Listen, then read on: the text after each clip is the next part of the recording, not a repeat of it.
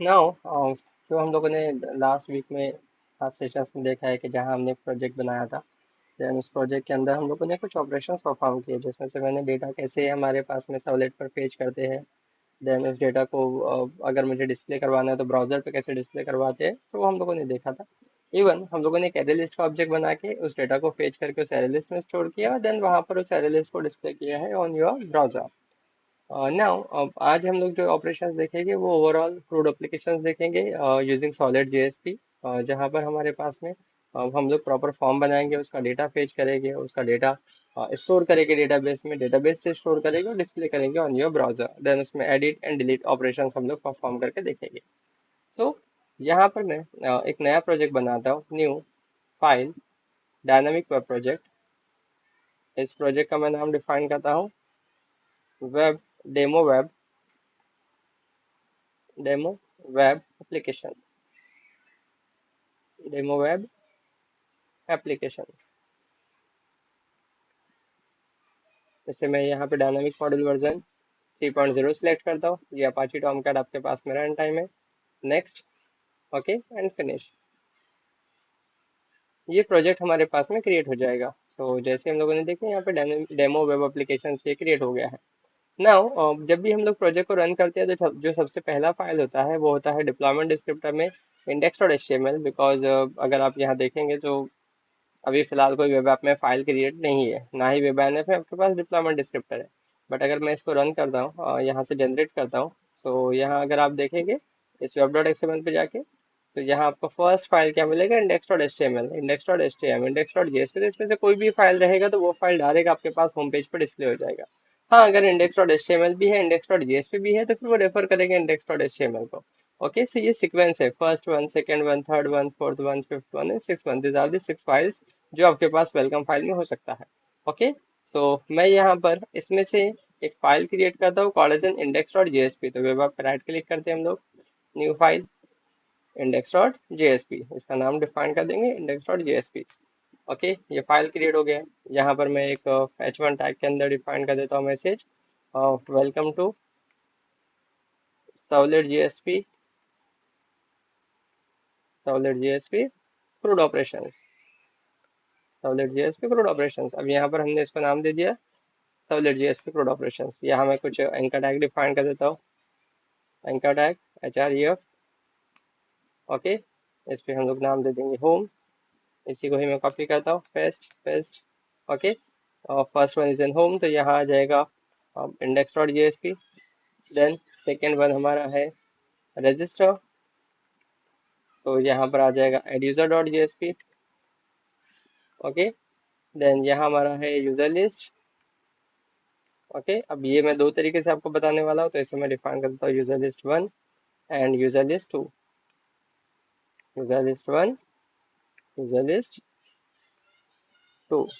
Okay, ये हमारे पास आ जाएगा user list dot JSP. Okay, फिलहाल मैं टू पर कुछ नहीं लिखता हूँ, यहाँ पर user list one dot JSP दे देता हूँ। देन इसी तरीके से मैं यहाँ पे फाइल्स क्रिएट कर देता हूँ, new file JSP index dot JSP. Okay, sorry, index तो हमारा ऑलरेडी क्रिएटेड है, add user dot JSP. Then second file JSP user list dot JSP. Okay, third file मैं यहाँ पर वन मोर फाइल क्रिएट कर देता हूँ, is an error dot JSP, जिसे हम लोग बाकी बाद में आपको समझ में आएगा कि इसका क्या काम है। फिलहाल मैं यहाँ पर सिर्फ h1 में मैसेज डाल देता हूँ, इज एन एरर। ओके, यहाँ पर हमने h1 में मैसेज डाल दिया है एरर। नाउ इस एडिशन डॉट जेएसपी पर हम लोग प्रॉपर फॉर्म क्रिएट करते हैं, तो यहाँ मैं डिफाइन करता हूँ डिव, इस डिव को मैं अलाइन कर देता हूँ सेंटर। ओके, और यहाँ पर हम लोग डिफाइन करते हैं फॉर्म,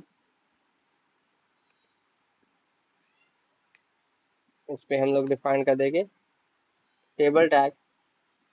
देन टीआर टैग, यहाँ आ जाएगा TD, sorry first one is an TH close, then TR close. इस टीएच में मैं नाम दे देता हूँ नेम, यहाँ हम लोग डिफाइन कर देंगे TD. Input type input type text, name equals to name TD close. तो ये हम लोगों ने यहाँ पर फिर डिफाइन कर दिया है। Control A, control x, control we. Now इसे मैं यहाँ से इस टी आर को कॉपी करता हूँ, control C, control V, control V, control V, control V. Name यहाँ हम लोग डिफाइन कर देते हैं ईमेल, इसे मैं कैपिटल में ही लेता हूँ ईमेल। यहाँ हम लोग डिफाइन कर देंगे कॉन्टैक्ट, यहाँ हम लोग डिफाइन कर देंगे सिटी, यहाँ हम लोग डिफाइन कर देंगे पासवर्ड। ओके, उसी तरह से यहाँ मैं डिफाइन कर देता हूँ इनपुट टाइप पासवर्ड। नेम हम लोग डिफाइन कर देंगे इसका पास डब्ल्यू, यहाँ हम लोग ले लेते हैं नेम इज सिटी, देन यहाँ पर कॉन्टैक्ट एंड ईमेल। तो ये फील्ड मैंने डिक्लेयर कर दिया है। लास्ट में यहाँ पर हम लोग डिफाइन करते हैं submit button. So first TH में input type submit, value equals to save. Okay, यहाँ पर वैल्यू इक्वल्स टू रीसेट, और इनपुट टाइप आ जाएगा इसका भी रीसेट। तो ईमेल है, कॉन्टैक्ट है, सिटी है, पासवर्ड है, नेम है। ओके, ये फील्ड हम लोगों ने डिफाइन कर दिया, और यहाँ पर इनपुट सेव बटन है, रीसेट बटन डिफाइन कर दिया। इस टेबल टैग को मैं डिफाइन करता हूँ cell padding is 20, cell spacing is 20, border is 1। Okay, border is 1।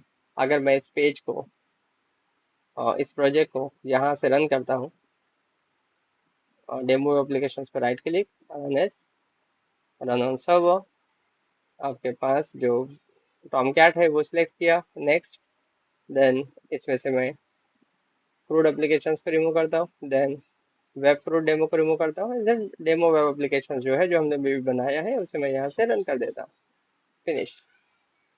ना जैसे ही हम लोग रन करेंगे ये ब्राउजर पे आपके सामने रन हो जाएगा, और वहाँ पर index.jsp पेज डिस्प्ले हो जाएगा। ये देखिए यहाँ पर index.jsp पेज डिस्प्ले हो जाएगा। जब हम क्लिक ऑन दिस रजिस्टर, तो हमारे पास में रजिस्ट्रेशन फॉर्म भी आ जाएगा। इस रजिस्ट्रेशन फॉर्म के ऊपर यहाँ से सेल स्पेसिंग नहीं है प्रॉपर, तो मैं ये डन। ओके, और इसके ऊपर मैं कुछ हेडिंग दे देता हूँ, जैसे यहाँ पर मैं डिफाइन कर देता हूँ this is user registration form. Okay, और इसके ऊपर H2 में हम लोग डिफाइन कर देते हैं होम, या मैं डायरेक्ट इंडेक्स से कॉपी करके यहाँ पेस्ट कर देता हूँ पी और eduser.jsp पर पेस्ट। ओके, नाउ अब अगर आप इसे रिफ्रेश कर देंगे ये कुछ इस तरीके से नजर आएगा। So home, this is user registration, name, email, contact, city and password, हमारे पास फॉर्म यहाँ पर डिस्प्ले हो गया।